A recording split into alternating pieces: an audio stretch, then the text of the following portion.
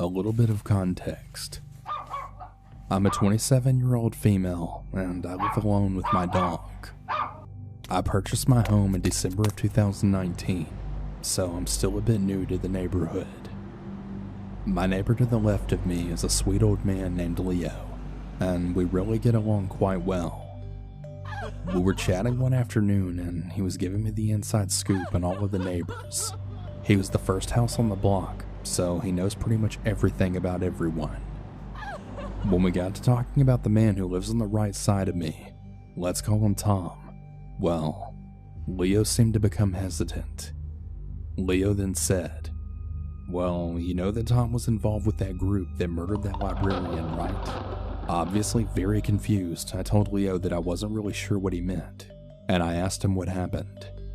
I'm not sure if Leo just regretted telling me in that moment, or if his hearing is just bad and he didn't hear my question. Regardless, he immediately changed the subject, and I didn't dare pressure him to elaborate. After our conversation, I thought about the little that I know about Tom. He's tall with graying hair and seems to keep to himself. When I first moved in, I was honestly a bit concerned for him because I never saw any lights on in his home. Every single blind was pulled down consistently, and his old truck rarely ever left his driveway.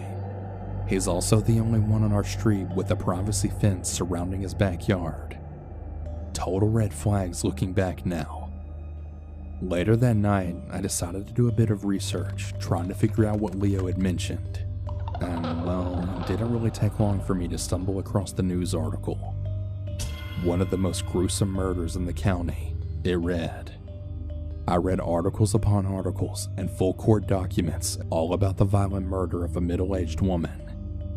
It turns out that when Tom was a young adult living in the next county over, he and his friend attempted to rob a neighbor by breaking into her home during the daytime, but she unfortunately caught them in the act. Instead of fleeing the scene, however, Tom's friend then knocked her out cold with a bottle. Afterwards, Tom beat her skull in with a baseball bat. The friend slit her wrists. The men then stole her car and were later arrested after they ended up crashing it due to icy road conditions. When the deceased woman's son came home from school, he said that his mother looked completely unrecognizable. Tom's lawyers tried to plead insanity with the help from his family, who put forth evidence of Tom's erratic behavior as a child, even once pulling a knife on his own mother. Although the insanity plea was unsuccessful, Tom still ended up serving a pitiful amount of time in prison for what I see as the most disturbing role in the murder. Tom's friend was released in 2016.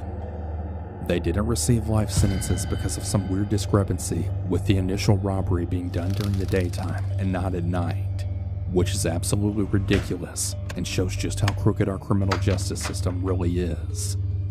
After finding all of this out, I've only had one interaction with Tom. I was going to take the trash out, and his dog, who was chained up in front of his house, then lunged at me while barking like crazy. Tom came and took the dog and apologized.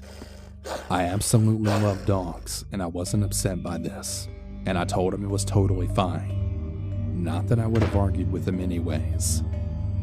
I've interned in a jail before, and I've had conversations with inmates who were on trial for murder.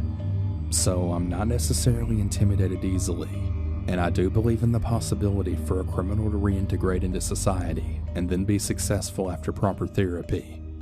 But something about a convicted murderer living directly next to you just really hits different.